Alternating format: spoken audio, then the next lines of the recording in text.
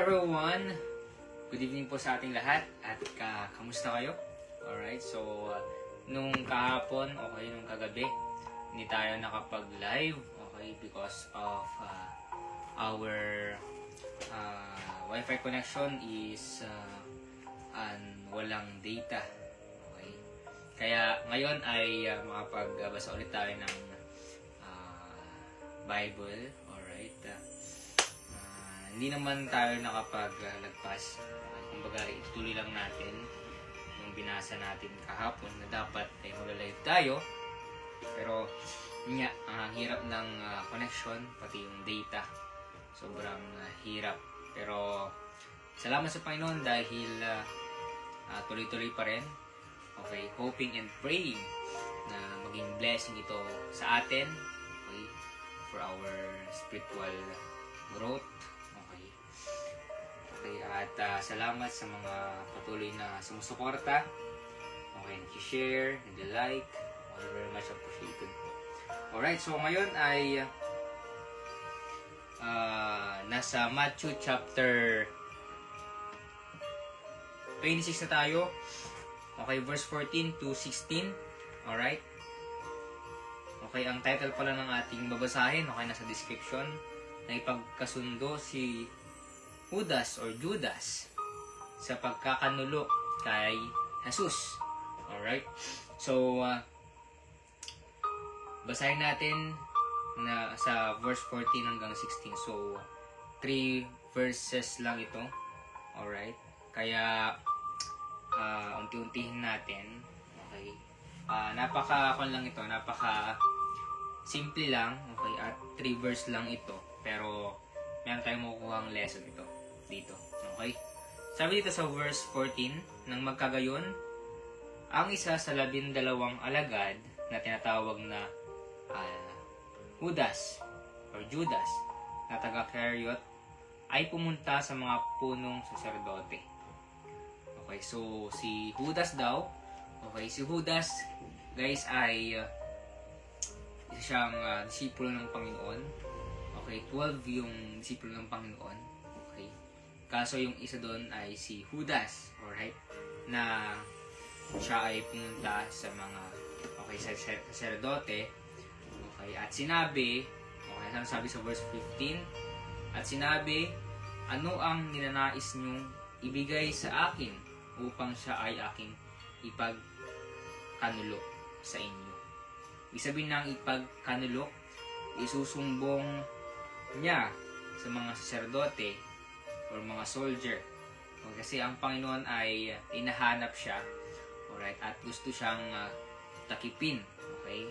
At si Judas ay pumunta siya doon. Grabe, no? Andun yung pakiramdam niya na gusto niyang gusto niyang ipapatay talaga. Okay? Gusto niyang makulong. Okay? Gusto niyang mapako ang krus. Pwedeng ganon. Okay? Pero si Judas ay siguro hindi siya nag-isip talaga ng mabuti kung bakit niya ipinagkanulo ang Panginoon. Okay? At ang mahirap pa dito, tinanong niya sa mga sacerdote na ano ba yung nais yung ibigay sa akin. Kumbaga may kapalit. Okay? Merong kapalit. Okay? Kaya kung makita natin na alright, na merong kapalit o yung hinihiling niya, palitan lang natin itong natin.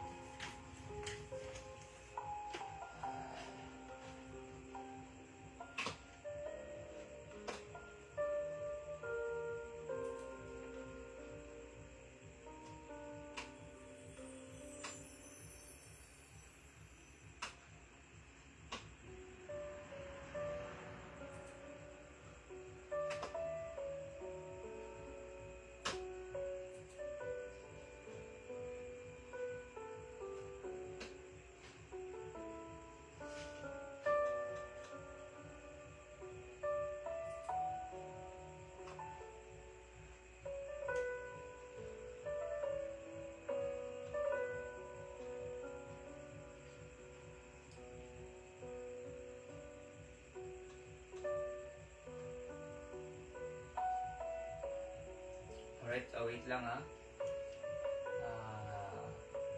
Pinapatan lang natin yung background natin. Dahil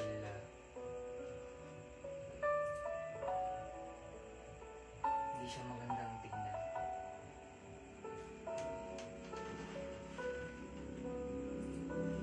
Shoutout sa mga nanonood po dyan. Meron tayong 3 viewers. Alright? Kanina nadidistract tayo kasi yung background kasi ay parang pang disco. Okay, pero kailangan natin tanggalin sa ating pagbabasa. Alright, so yun, tuloy natin. So kanina sinabi ko nga na nagtanong si Judas, okay, sa mga saserdote kung ano ba yung kapalit para lang sabihin niya na asan ang Panginoon para dakpin siya. Kasi yung time na yun ay hinahanap ang Panginoon at gusto niya lang ipako, okay, sa krus, okay, that time. At si Judas, alright, siya ay nasa 12, okay, na disipulo ng Panginoon, okay, isa siyang taksil. Alright, sabi dito sa verse 16 or sa verse 15, at sila ay nagtakda sa kanya ng 30 pirasong pilak. 3 pirasong pilak ang ipinangpalit para lang sa ano? Para lang malaman ng mga saserdote kung saan ang Panginoon. Kasi nga, that time ay hindi nila mahanap ang Panginoon. Pero, okay, ang nakakalungkot dun, si Judas, okay, isa siyang taksil, okay, isa siyang hindi, kumbaga nag-sabotage, alright, hindi siya totoong anak ng Panginoon. That's my point. Okay, na minsan ay talagang merong isang tayong kaibigan, okay, meron tayong kasama sa buong classroom, klase, na may nagsasabotage sa atin, merong naiinggit sa atin, okay, merong gustong tayo ay mapabagsak, okay, tayo ay mapahiya, okay. Ganun ang ginawa ni Judas, okay. Dahil sa pera, okay, siya ay gumawa ng kasalanan. Anong kasalanan na yun? Okay, siya ay, okay, nagtaksil, okay. At nakakalungkot doon, ibig sabihin hindi totoong ligtas si Judas, alright. Kaya that time, okay, pinatagip nila, okay, ang Panginoon. Siyempre, dahil kay Judas, nalaman ng mga soldier or sacerdote kung asaan ng Panginoon. At after that, okay, nung nalaman nila kung asaan dahil kay Judas, okay, siyempre siguro nung alam nila na andun na ang Panginoon, binayaran si Judas. Minsan talaga nakaka-discourage lang sa mundo ng pera, okay, sa government, okay, pera-perahan na lang, or sa business, lahat, okay, sa church, pwede rin, babayaran kita para gawin mo tong bagay na to, para lang maitaas ka, okay, para lang maipahiya yung isang tao. Pero tayo kasi, ang tinuturo sa Bible is, hindi eh. Kung totoo tayo ang anak ng Panginoon, diba, kailangan natin maging tapat, especially sa Panginoon. Okay? At kung tayo, okay, meron tayong isang mentor or isang pastor, okay, isang pinagkakatiwalaan na kahit man anong mangyari, hindi natin sila babaliktarin. Okay, may flaws lahat ng mga bagay. Okay, may mga mali silang ginawa, pero sana hindi dumating yung time, okay, na tayo ay kumbaga ipahiya natin yung ating especially yung ating mahal na pastor, di ba? Porket hindi lang tayo naging maayos, okay? Kumbaga bakit lang nang nangyayari sa buhay ko? Hindi ako naging successful, ang dami nangyayari, hindi nangyayari yung prayer ko, ganyan. Huwag natin sisihin, okay, ang ating mga nangyayari, okay, yung mga failure natin. Huwag natin sisihin yung ating, especially ang Panginoon, okay, porket walang Okay? Parang hindi ako bumubulusok, hindi ako hindi ako parang nakakaahon sa hirap. Okay? Huwag natin sisihin, especially ating mahal na pastor, kundi maging loyal pa tayo sa ating pastor, maging malapit pa tayo sa ating pastor. Okay? Huwag natin gayahin si Judas na kumbaga gumawa siya ng paraan para lang dakpin ang Panginoon, di ba? Nakakalungkot dahil may mga taong ganun. Pero nawa hindi tayo maging ganun. Okay? Maging kagaya tayo na ginagawa ng Panginoon na siya ay tapat. Yun nga, sabi nga, mayroong isang nakita na pangalan yung si Miss Faraway, dun sa Anda, ang pangalan niya, parang basta Miss Faraway, tapos ang nakalagay doon, God is faithful, He never fails. Ang Diyos tapat sa atin. Okay, di maging tapat din tayo. Kaya good example ang Panginoon. Alright, doong that time, okay, na-inspire ako na totoo talaga na ang Diyos ay tapat. Kaya tayo ay maging tapat din. Alright? Kaya that time ay si Judas, okay, hindi siya saved. Okay, hindi siya anak talaga ng Panginoon. Okay, at si Judas, siya ay nagpakamatay. Nagbikti siya. Okay? Because of yung ginawa niya na masama. Okay? Na pinagkaloob niya na ang Panginoon. At nawa ay maging malapit pa tayo sa Panginoon, di ba? Maging prayerful tayo, Bible reader, okay? At maging tapat tayo sa Kanya. Kasi kung hindi tayo magiging tapat sa Kanya, alright, wala. Pwede natin kumbaga ipagkanulo ang Panginoon. Kung hindi tayo malapit sa Panginoon, hindi tayo nagpipray, hindi tayo nanalangin. Diba? Kung tayo ay hindi nag-church, wala.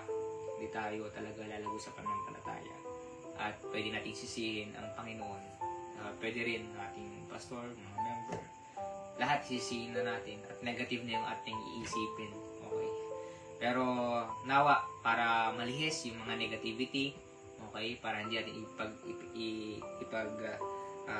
kanulo ang Panginoon, okay, tuloy-tuloy natin siyang itaas sa buhay natin, tuloy-tuloy natin siyang purihin, okay, tuloy-tuloy natin siyang pagkatiwalaan, okay, at huwag tayo magsawa, okay, na lumapit sa Kanya, kasi ang Diyos na lang yung ating sandigan kahit ako, dahil akong experience na down na ako, emotionally damaged, alright, kahit na mahirap, okay, dahil ng Panginoon nakapagpatuloy, di ba? At ginagamit ng Panginoon this tayong problema para tayo ay mas maging lumapit pa sa Panginoon, mas lalo tayong maging faithful sa Panginoon.